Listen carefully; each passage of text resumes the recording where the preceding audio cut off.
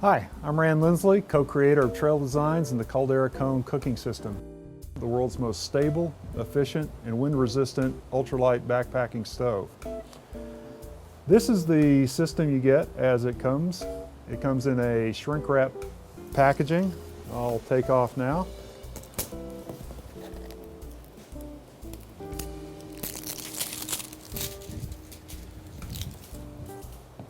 And shrink wrapped underneath the first layer is the instruction set for your Caldera cone.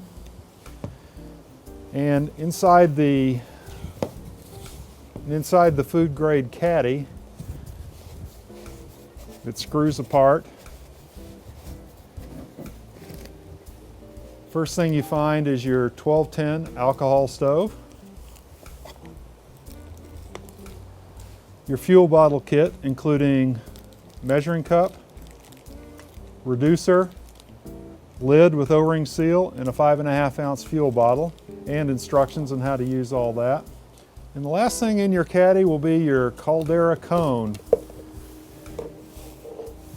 This is held together with a rubber band. Take that off. Several warning stickers here. Make sure you don't hurt yourself.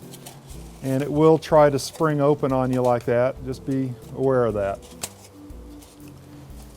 In order to get started using your Caldera cone, first thing you want to do is assemble your Caldera cone dovetail joints. To assemble your Caldera cone, you'll notice there are two dovetail joints on either end of the cone. This dovetail joint here is slightly smaller than this one. This dovetail joint is identified by an angle cut on the bottom. If you notice, the other dovetail joint is flat. Also, the larger dovetail joint will have a rivet through it that's holding on a titanium reinforcement. The other advantage to having this angle cut identifying the smaller of the two dovetail joints is that it allows you to stab it into the larger joint. So once you stab it in there, you can rotate it in place and then slide your cone together. It's critically important that you keep your dovetail protected at all times. If this, as you notice, it's a sliding joint. So if you ever ding this up, get it bent or whatever in the field, you're going to have a lot of trouble having that slide back and forth. If you ever do find yourself with it getting grimy or gunky, you can always get a graphite lubricant and lubricate the joint, and that'll free it right back up. After you slide your dovetail joints together, next thing you want to do is put your pot inside the cone to where it comes all the way up to and rests on its upper lip. You'll notice that there's a cutout in the cone for the handle to slide into so that we can totally protect the entire pot with the cone. This not only acts as a windscreen, but it also acts as a funnel to funnel all of the heat from your stove up to not just the bottom of your pot, but to all sides of your pot. Now that we have our cone set up with our pot with water in it in the cone, next thing you want to do is fire up the alcohol stove. Use your fuel bottle, put in about at least a 1/2 ounce of fuel, 1 tablespoon, but depending upon altitude, you may want to put more fuel in if you're in a colder climate or you have really cold water. Or if you're going up in altitude, you may want to put less fuel in there because the boiling point of water is a little lower at a higher altitude. Like I say, start with a 1/2 ounce and go up from there.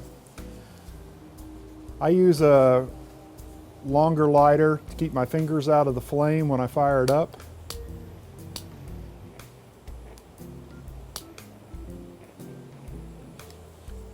And once you light it, the easy way to tell if it's lit is to put your hand about a foot or two above it and bring it down slowly until you can feel if it's going or not.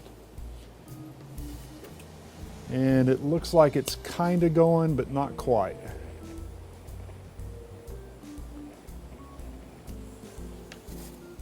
There you go.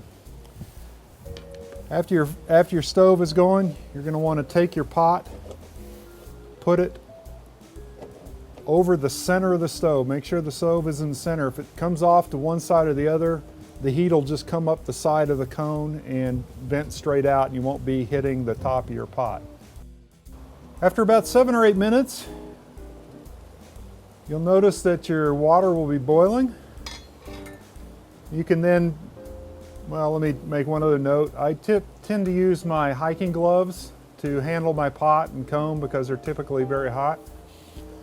But like I say, you can usually wait about 7 or 8 minutes. It'll be boiling. Then you can pick it up and pour it into your freezer bag meal. And also the other thing you'll notice is that as I picked it up, the cone came with it. This isn't a bad thing. This actually makes it easier to sit back down. Makes it easier to pour into your freezer bag meal. And then you can sit it right back down without having to worry about if it knocking over anything, which is yet another really cool thing about the Caldera cone. This is the most stable system on the planet. You cannot knock this over. That is really cool. In addition to using your freezer bag cooking, you can also use the caddy for a bowl for your freezer bag and maybe a drink. So you can actually make tea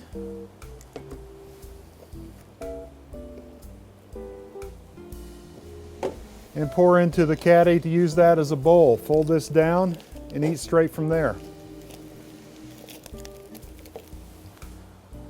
So in addition to pouring straight into the bag or into the caddy to eat, what I typically like to do is let it get to a boil, then put in my food directly into the pot. This has the advantage of being able to boil off any excess water and get it cooking down to a consistency that you actually like. The other advantage of cooking and eating directly out of the pot is you don't have to dirty up another dish. There it is, just about done and ready to go. So, as I discussed earlier, it's okay if you pick up the pot and are able to pour with the cone on it, set it right back down. As I also noted, I like to use my hiking gloves, but you can pull it off and use it normally. As your Caldera cone starts to go through a few heat cycles, it will loosen up and it will pull out normally as you go on. So, to pack everything up, after you're finished with your meal, you've cleaned up your pot and everything, here's how you put it all back together. First, take your pot out of your cone, and then as noted before, just do the reverse with your dovetail, slide it off, and roll your cone up into a tube.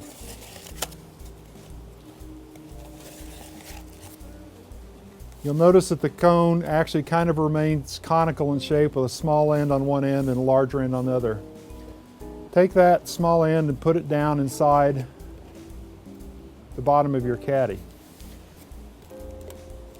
Often that small end will remain too small, and what will happen is the dovetail joints will come to a point.